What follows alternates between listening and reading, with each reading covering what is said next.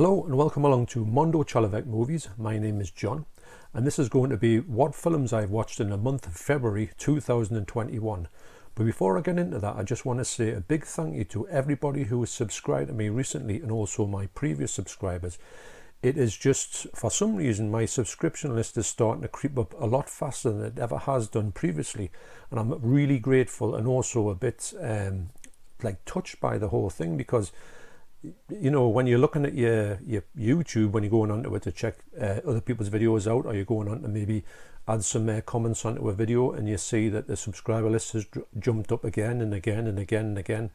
This is quite new to me to have this happening in such a short period of time, and I just want to say thank you to everybody who's taken the time out to do that. I do appreciate it, and there is loads more content to come in this channel. Plus, the start of next week is going to definitely be, when I set my competition out, it's going to go out on the Monday. So I'm going to finalise that all at this weekend and then put that up on the Monday. So keep an eye out for that. So it's quite surprising. I've got to admit, it has taken me by surprise. And thank you once again for participating in my channel and just helping me out and everything. It's quite hard to put into words what I'm thinking about, what I'm feeling at the minute. But I've got to say it's very, very much appreciated, and I just want to thank you and take time out just to say I appreciate it and welcome along. So let's get into what I watched. So the first film was an 88 slasher collection film, number 48, and it was 1989's Dark Room. Now this is directed by the man Nico Mastrorakis, who did the infamous Island of Death movie. And this is quite a good slasher, I've got to admit. It's got a lovely print on it. It's remastered from a 4K print, so I'm guessing Vinegar Syndrome have something to do with this film. It's got a lovely slipcover with alternative art as well. Nice alternative art. Not too different, but this film is, you could say it's not a slasher film with a twist, but it's quite a good slasher. I don't want to give too much away, because I think some of these slasher films, if you give the premise away, you're looking out for things that you might not really look out to. You need to go into these films a bit blind, if I'm honest. But yep, I do recommend all of the slasher collection films. I do collect them all, and I've got them all up to this point. But very good. The next film is one that I watched, which is another by the same director, and it is spine number 49 in the slasher collection series, and it is Blind Date. Now this has got quite a good interesting premise. Now the premise of this is that this fella here, he gets blinded. I'm not going to tell you how, because it's a bit pertinent in the story. Anyway, so what he does is he's got this sort of computer technology which will make him see outlines or shapes or objects, so he can kind of see but he can't see. And that's the whole premise behind this movie, about how he can solve this crimes or get involved in this killing spree to try and find somebody, and he's blind all the way through it, but he's not really blind. So this again is taken from another 4K remaster by, obviously it's got to be Vinegar Syndrome, because I'm sure they've had these out in the past. So for me, if Vinegar Syndrome if something comes off the back of a Vinegar Syndrome master, you know this film is going to look good. So these two here look absolutely brilliant. So the next one was a film I've been after for quite a while, and I did see it cheap on Amazon. So I thought, right, I'm going to pull the trigger on it and I'm going to watch it and see what it's all about, because I've heard good and bad things about it, or it's one of the most extreme films you can see, and it's also not that bad. And it is 2008, I believe, Martyrs. Now, I must admit, my theory on this movie was to be of a certain type of movie, but it's not really like that. Some of it is and some of it isn't. The kind of movie's in two halves for me. And yes, it is got some brutality in here, and it is very, very graphic. But I think the story is, you have to see it in the whole, obviously, and I'm not going to give too much away about it, but these two people in here have great performances, and I think the first half is more like a bit more action paced, and the second half is a bit more, shall we say, a bit more horror, body horror, and things that it's hard to describe actually when you don't, if you want to describe it, See, I didn't know anything about how this movie played out, and I think that was beneficial to me, because if I did know, I would be looking too much into it. I'd love to watch it a second. I am going to watch it a second time, but I just want, if somebody goes to see it, I just want them to have the same experience with me, which is kind of, you watch it and you're expecting a certain, I was just expecting a home invasion film, but it's not really a home invasion film. But yes, it's a French film as well, which is no problem. But wow, there's some scenes in here which are pretty out there.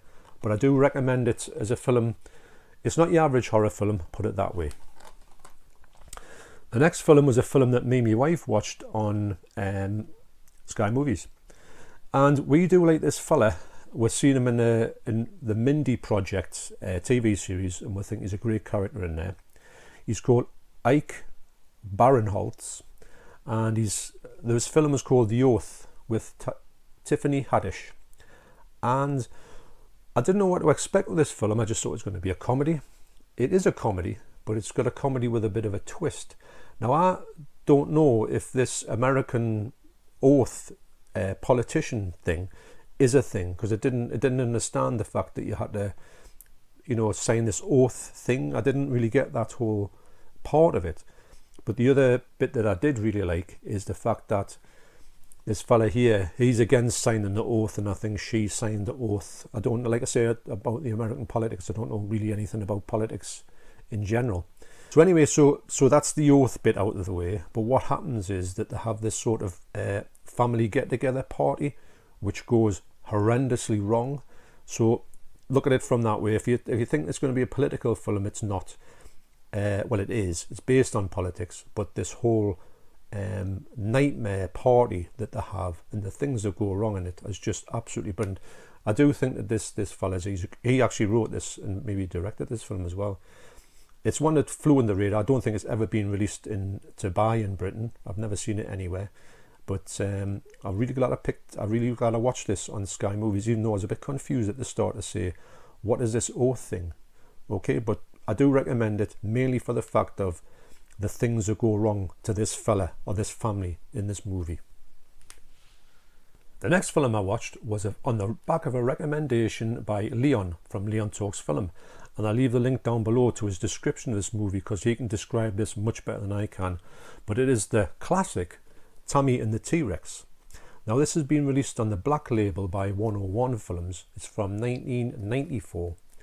And I've got to admit, my take on it is it's just one of the most bizarre films you can see. The principle of somebody having a mechanical T-Rex and they're trying to manipulate it by putting the brain of somebody else into it to control this mechanical T-Rex.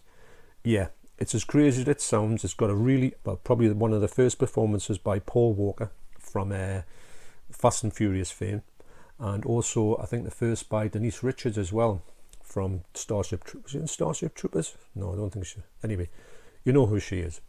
And it's just absolutely out there. I'll leave the description down below, so you check that description out, because he tells the whole sort of story of this without spoilers. But it's the good thing about this is it's been released with, I think when it was put out originally in the 90s, probably in America, all the gore was cut out. So they put all the gore back in here, and the gore in it is just really over the top, but just there's a load more gore than you would ever think in a film. Obviously there's a load of violence, a load of swearing, and it has the actual the sort of the soft version in here where they cut all the swearing out, they cut all the gore out for it's like a mad extra, which is brilliant. But this set here, it's a limited edition, highly recommended, and I was so glad that Leon put me into watching this film.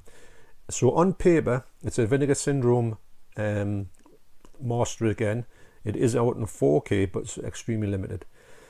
Leon's even thinking about getting the 4K actually, because he likes to film that much. But this is such a crazy film, you'd be mad not to see it. So the next movie that I watched, it was on Sky Arts, and it was like a documentary. It was by Stuart Lee, and he'd done a documentary about this person called Robert Lloyd, and he had a band out in the 80s/90s called the Nightingales, which are still going actually. And funny enough, I'd never ever heard of them. And the documentary is called King Rocker. and it's set in Birmingham. It's real life, obviously. It's in Birmingham with this fella here who's been making music since then, very much under the radar, very much like I say, lo-fi and like post-punk. So it's a fascinating documentary. I love music documentaries anyway. They're one of my big sort of things that I like getting into. I'll watch any music documentary by any band just to say a bit about them. But this King Rocker from 2020 is a really good, funny view of this fella and his trials and tribulations of trying to get records out. And the music that he plays on here, from you hear, like you see stage shows from way back when. You also see a lot of stuff from vintage stuff from John Peel, who was championing this band, the Nightingales. And it's quite good because, I mean, it goes back to the 70s as well, believe it or not. So I do urge you, if you're a fan of music that comes under the radar, a bit like The Fall, that type of thing, this is quite a good thing to look out. And I would have never known about it if I hadn't by chance seen Mark Kermode talking about it. And I do rate Mark Kermode's views on things as well. The next film after that was a film that me and my wife watched on Amazon Prime. And it was the film that a lot of people are talking about actually at the minute, Greenland. And it stars Jared Butler, who actually I've seen in real life, and at a premiere that we went to in Leicester Square on our holidays in 2009. I think the film was called The Ugly Truth, and he was there with his co-star, and they just walked by as they were going into this cinema, and I was like, that's that fella off the telly, isn't it? Because obviously he'd just come out with being in 300, so that was a bit mad to see him there. He's a big bloke as well. So anyway, so I'm going to leave a link down to a channel called That Girl in a Movie, and she is the wife of Sinister Arts and Movies Tony Danny, who's the lady in question. She's done a great review of this, so I urge you to watch it. She's done a really in-depth review, so I'll leave her to talk about this film down below. But my view on it is, it was a really good sort of film where this disaster strikes and the meteors come, and actually me and my wife were watching it, and the same thing Danny said was that this could happen tomorrow. And this is played out in a way, it's not like a massive huge adventure film, it's just really how an ordinary family would get through this whole disaster and what would happen. It's quite good actually. It's better than I thought it was going to be. And the little lad in here was exceptional. He played a great part, but it's very watchable as well, and I did have a good time with it. So the next film that me and my wife watched was from the classic Gamera box set, which I got from Arrow, highly recommended, and it is 1966's Gamera versus Baragon or Barugon. I'll not be too sure on some of the pronunciations for these characters. And this is the second in the series of Gamera, and it is also the first one in colour.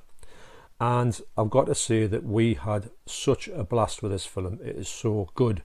It's good because it's good to watch. It's entertaining. It's funny. It's unintentionally funny, but also it's not meant to be ultra serious.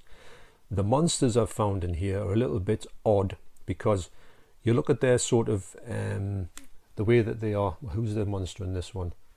I would say it's probably this one up here. And you look at them and you think they look a bit crazy. The sort of the design of them is just, and the special attributes that they've got, where they can shoot lasers or they can spin and do all this madness, is a little bit crazy, but in a good way. So, and the prints on these films are absolutely great as well. They're much better than the Godzilla ones that came out, even though Godzilla ones are good. These ones look like they've had some good remastering done with them. But this one, and I mean, you get the sort of regulation thing, Gamera comes back, and usually, for some reason, Gamera seems to come, at the start of the film, he seems to have a battle with one of these characters, and then he vanishes for most of the film, and he comes back at the end to save the day. And this seems to be a thing for Gamera, because sometimes you watch this film, especially with Baragon, you see more, it's all about Baragon, really, and not Gamera. But that doesn't take anything away from the film. I do think that if you're a fan of kaiju films and you like movies that are a bit cheesy or a bit not serious, or try to be serious back in the day and then just don't do that, they don't cut the mustard anymore, These are highly recommended. I'm not trying to say anything more than this is what it is, but it's a fun watch. I find them very, very entertaining, and me and my wife were watching them, quite a few of them. I do really highly rate them. I think I do prefer Godzilla in theory, but these ones are equally as entertaining, but for different reasons. So the next film I watched was the second one in here, which is Gamera versus Gaios, and this is from 1967, a good year. And it's just the same. Now, I think when I was watching some of the behind the scenes on this, some like introduction that you get on these discs, there's a fella saying that there was a thing that they were probably going to phase Gamera out at this point. Now, Gamera was kind of not taken off. He wasn't what they thought he was going to be, as a sort of rival to Godzilla from a different company. And I think they were thinking of maybe killing them off or maybe just ending it. But they had an influx from American International Pictures, who gave them a load of money to say make some more. So of course they did. They said yes please. So they went and sort of made some more, but they had to keep the budget right back, and they had to also kind of borrow scenes. And I'm sure Gamera versus Gaios is the first one that sort of takes a bit of a flashback to another Gamera film, but the first two Gamera films, and it effectively, there's 15 minutes of flashbacks, so we kind of zip through the flashbacks, which shorten the running time down immensely. But that's just what it was. They just had to do it because apparently they only got a certain amount of, the company would only give them a certain amount of film, so they could only shoot 70 minutes or 60 minutes, and they had to bulk it up with taking this from another film. But anyway, they were big hits, so they started making more and more. But one of the clauses that they had to have when they introduced the American International Pictures said, you must have, there's always two child leads, and the child leads must be one Japanese person and also one, they call them Caucasian people, which would be American lads. So they had that sort of characters in there as a sort of clause on their, I'm going to say that, so they can get the money. Otherwise they would have not been able to get the cash from them. That's a bit of a long story. So if you're a fan of 60s, 70s monster kaiju romps, these ones will tick every box for you, and they're in really good condition as well. Spotless prints, so highly recommended. So the next movie I watched was Demons. Now this has just been released in 4K by Arrow, and I've got to admit, as everyone who's seen this version, it just looks unbelievable. One of the best 4Ks I've ever seen. The colours on it are just unreal.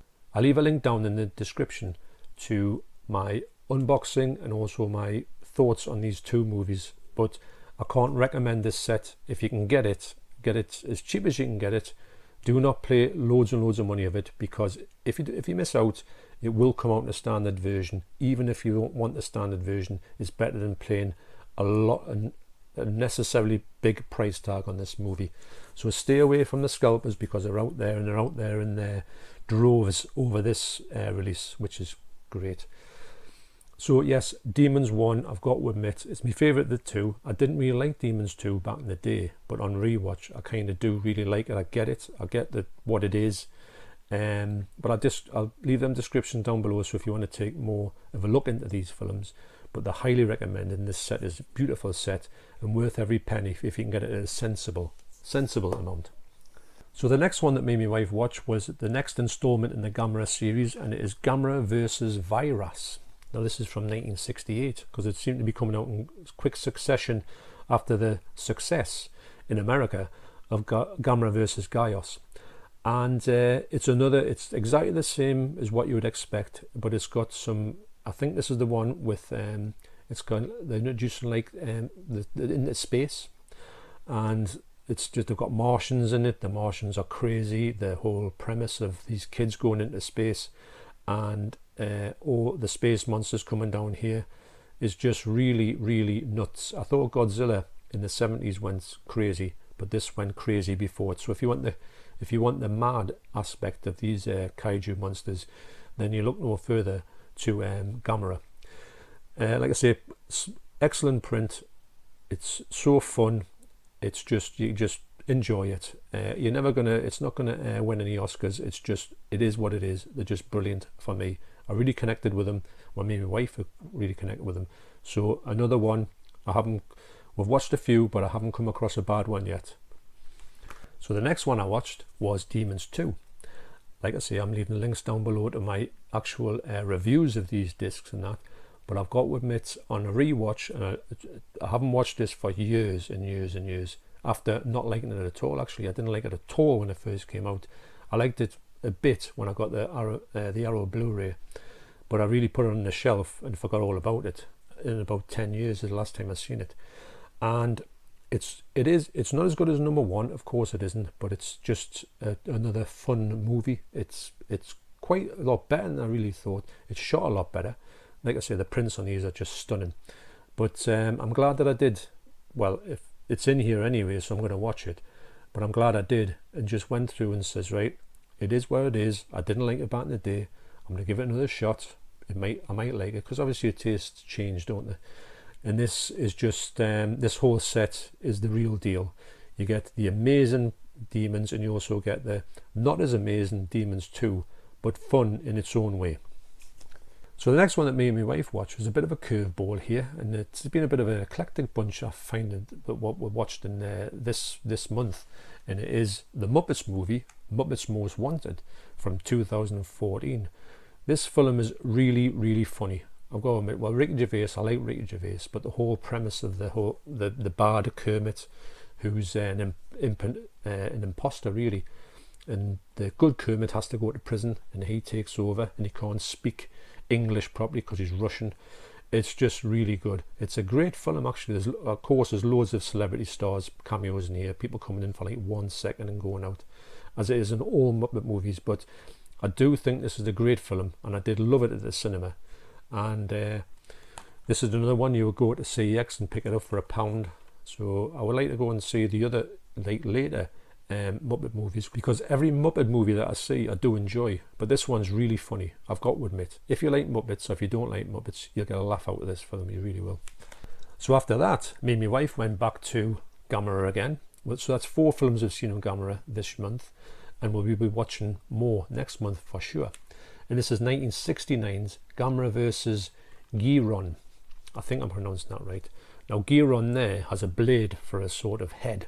He's like a bit of like a flying guillotine, and I think that's what his name's meant to be, a Japanese version of the name guillotine, I believe, or so. And it's another crazy monster fest. This monster here is quite good actually. I do like this monster. I think he's better than Virus. And also Giron is the film is set in space again, but it's like more in space, and it's so crazy. These two space aliens are just madness, and this young lad who's meant to be quite a boffin, he knows how to fly. He gets into a spaceship that's landed and knows how to fly it to the moon or something, and you think, how could that happen? But you don't even think about how these things can happen. You've just got to go with it. But so that's 4 films we've watched. Watch these 4 films this month, and we had a lot of fun with them, and I would imagine we watch another 2 or 3 next month, because, and I know that they change when they get from this sort of early stuff, they do get into more serious in a shape or form, but I'm having a blast with them, I've got to admit, and I'm so glad that I picked them up. Would I prefer the big box set? On reflection, probably not. I would like it to see it, but I don't know if I'd like to own it, because this one goes on the shelf great. The other one would have to be put in a cupboard. So that leaves me with 3 more films, which are going to become my top 3 films recommendations for the month. And like I say, I enjoyed all them films, were great. I didn't find that any of the films there were like a bit of a yawn fest or anything like that, even though most of them are first time watchers. So I've got 3 here, and they're going to be ranked in the top my top 3 of the month, because I think these films they all could have been number 1. Well, they all were, when I watched them, they were number 1, like my recommendation of the month, and then something come along and I thought, well, I can't leave the other one out, so I've ended up with 3, a top 3 for the month. Okay, so we're going to have a countdown here, and I know that Davey Dark likes my countdowns. So coming in at number 3, it is I Saw the Devil. Now, I've been after watching this for quite a while, I got this cheap on Amazon, and I knew kind of what it was about, but I wasn't prepared for how far this film went. It is just really, really brutal, but in a kind of justified way, if that makes sense. This the short story is this serial killer here kills the cop's wife or girlfriend or fiance, shall we say, and or just no, they're just recently married. So he decides to get his own back on him, and he basically tortures him for the whole film. Now, when I say torture, he doesn't put him in a room and torture him. He traps him. He puts I'm not going to do any spoilers, but he makes him, when he's knocked out, he makes him swallow a device so he can track him anywhere he goes, and he follows him to his next, when he's going to kill somebody else, and he kind of interrupts it, beats him up again, then lets him go. And that's the premise of the film, but there's a lot more to it than that. There's some good twists and turns, and when I was talking at work about this film to my work colleague, and I told him about the things that happened in it, it sounds as if you're making it up, because I said, well, this happened and then that fella did this and this bloke did that, and then they got it, and he was looking as if I was kind of making up this story of this gore, but it's just really, really brutally amazing. Highly, highly recommended. And when I first saw it, I saw it early on in the month. I thought this is going to be my film of the month, but it's been topped a couple of times. Okay, so that's at number 3. I Saw the Devil. Highly, highly recommended, but it is really brutal. The next film, I've got a bit of a story about this one. I saw this film first at school, so I would have saw this when I was about 14, 15, and the next day when I saw it, it was on TV. A fellow classmate came into class and said, did anybody see this film last night? And I said, well, I did. And he said, what do you think about it? And I said, it was brilliant. And he said, it was absolutely brilliant. Now, we talked about this film, and in them days you couldn't just go and re-watch a film. These films were on telly and then gone until they came back on telly. Now, from that day in 1983, 84, I'd never ever seen this film, but I wanted to re-watch it after having that blast with it when I was a young kid. So 2014 actually came out on Blu Ray, so I bought it, and weirdly enough, it's sat on the shelf till now. Now, the reason why it's probably sat on the shelf is because I had that so much of a remembrance of how good this film was, that I thought, would I watch it again? And actually, just it could be, to me now, as a lot older than my 14-year-old self, say, what a load of rubbish, or it's just not what I thought it was. Sometimes when you've seen something when you're a kid, you kind of embellish it in your mind, and you might think it's a completely different film when you watch it. But weirdly enough, it did stand the test of time, even after my one watch back in the day. And I was so glad I watched it, and I'm going to have to watch it another few times now. I think I now know that it was the classic that I thought it was, and it is 1971's Harold and Maude. This is such a good film, and it's such an odd film for 1971 to have this premise of this young lad who's got this kind of it's not a fetish, but he's got this feeling that he just wants to pretend to kill himself all the time, or he puts on these sort of scams. His mother walks in, the first thing is you see his mother walks in and he's hanging from the ceiling in the lobby. So she says, or the study. So she says, hello Harold, are you alright? And he's hanging there, and she gets on the phone and says, oh, Harold's pretending to hang himself now. So she goes out and she says, don't forget you've got to go out for your tea tonight. So he's left hanging. So he's not hanging, he's just pretending all these things. He pretends to do all this stuff. And she wants to set him up. His mother wants to set him up because they're very rich. Wants to set him up with a girlfriend. But he's not interested in that at all. So he does all these weird sort of things when the girlfriends come, and he does this. They say, oh well, there's Harold. He does something bizarre, to kill himself in front of them, all that type of thing. So he frightens all these women off. So the only one he connects with is this lady here, Maude, who is 79, and she is, as he's got this sort of death thing, she's all about living life at the age of 79. And she'll do anything that she wants to do. Steal cars. And everywhere she goes, she steals a car. She never ever owns a car. She steals a vicar's car when they go. She goes to funerals because she likes funerals, and so does he. So that's how they meet. So anyway, they have this relationship, kind of, and it's just one of the best films I've ever seen from back in the day, transported to now. It's highly, highly recommended. I know everybody who's seen it says it's a great film. It's so left field. It's so like, it's not your usual type of film. It's done so great. The two actors fit the parts brilliantly, and I can't recommend this film highly enough. And so it's like another one. You say, what's it like? What film is it like? It's not like any other film for me. I have never seen a film like Harold and Maude. So there you go. That was going to be number one. But number one, straight in at number one, is a film that I thought was going to be good. Don't get us wrong. I thought I'm going to enjoy this film. But I thought, well, maybe that's all you do. Just enjoy it and put it in the shelf and say, I'll definitely watch that again. But Leon, what have you done to me? Buffalo 66 is my pick of the month. Now, I was given this by my good friend Leon from Leon Talks Film, and he said this is his favourite film. So, in one of his videos, so he sent this over to me with a lovely slip. It's region free, even though it says region A on the box. You can't get it in the UK, unfortunately. So I put this on, and I thought, this is all right. This is quite interesting. I do like this character here. Christina Ricci comes in,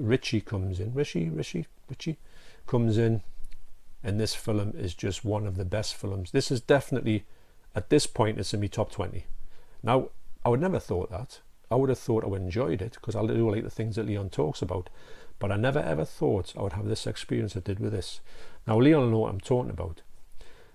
The time when Ben Gazzara is in it, and Ben Gazzara is one of my favourite actors, although I don't have any of his films, believe it or not. But I do remember seeing him on the TV or in the films all the time. Now, Ben Gazzara plays his dad, and he does a for some reason he goes and sings, but he mimes to this tune when he's singing to Christina Ricci, and it's just it's not bizarre. It's just, I'm going to say it's kind of magical. I don't know how to describe it. So then, for some reason as well, Christina Ricci does a tap dance in a bowling alley.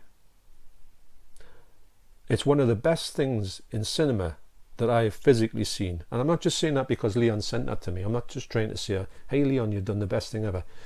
This movie is so good. In fact, the more I'm talking about it, this movie might even be in my top 10. Wow. The performances are great, but Christina Ricci's performance is absolutely, I can't take my eyes off her.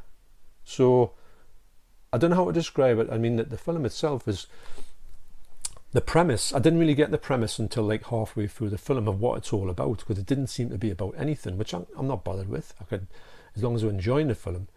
But there is a and I'm going to talk about this at length with Leon together, because I don't want to give too much away, but I really have to talk to him about the ending of this film. I've never seen anything like it. I can't give anything away about it. But this film, for being sort of like, well, I never heard of it before, and also for being something that's so under the radar, you would say, not available in the UK, one that you would never associate Christina Ricci with, Ricci. It's just wow. That's all I can say. And for somebody to say, well, then again, if it's somebody's favourite film, there's got to be something good about it. It can't be trash, can it? Not that I thought it would be trash, but this is just such a good film. And if you can get your hands on it, I do urge you to get it. You will have such a great time. If you're a fan of sort of like indie cinema, things that are a little bit off the wall, they're a little bit, they've got some quirky bits in it, a bit David Lynch aspects to it slightly. It's funny.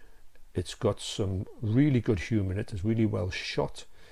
This character here, he's a funny character because at first he doesn't seem likeable at all, but then you do get to like him. You do get to understand why he's like he is, and her character is just absolutely a joy to watch from start to finish. So I might be going on about this, but to be honest, I could go on about this for another hour. So Leon, thank you so much for giving me this movie anyway, but thank you so much for giving me a film as good as Buffalo 66. So there you go. So that's me stuff that I watched in the month of February. I can't recommend these highly enough, but these 3 films here, I've got to say, do track. If you're just a fan of movies and you want to see something a little bit different, a little bit gory, a little bit, like I say, off the wall, or just a little bit wow, I do urge you to check these 3 films out. So thanks once again for watching, and honestly thanks once again for all my subscribers that are coming in, and hopefully you'll enjoy my videos going forward. I've got a lot of things planned for this channel. Like I say, there's a competition coming on Monday, and so yeah, so thanks very much, and you take care, and I will see you on the next video.